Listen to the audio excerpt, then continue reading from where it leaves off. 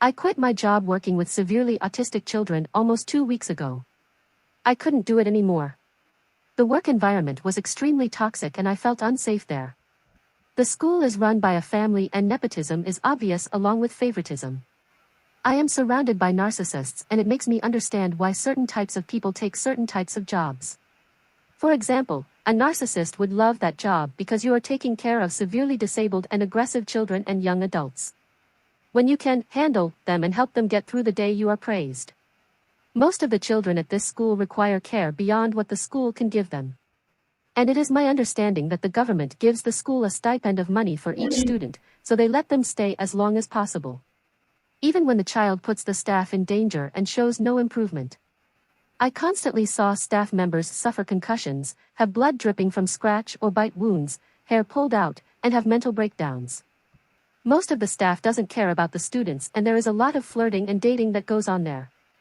The children, whom most are nonverbal, are used as pawns for their paraprofessionals' ego. One of the saddest things that I saw was a student pouring his heart out singing karaoke and no one was watching. The entire staff, BCBAs, teachers, paraprofessionals, were talking to each other and or flirting. Me and 2 other co-workers were the only ones who cared and cheered him on. The teachers played favorites and in one classroom I was in, the teacher talked to her friend all day and did nothing for the children. The younger kids' education was basically just babysitting them while they struggled to make it through.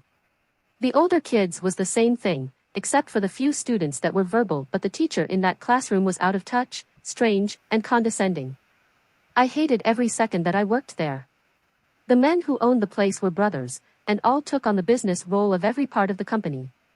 They were very condescending, rude, and idiotic. You could tell they were business owners and not anywhere near invested in the school's purpose and or values. One of the brothers had a white supremacy tattoo and all were a joke to the staff. They paid well above minimum wage, but the way it was set up was a consistent 30-hour work week, which meant in full-time wage, it was $15 an hour.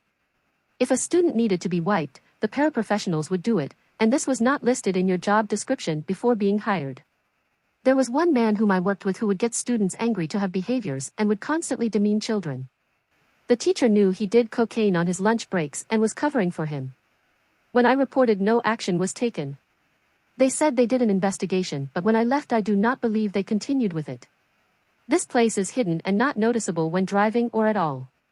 I feel like a lot of what I saw traumatized me, and my mental health has been so much better since quitting.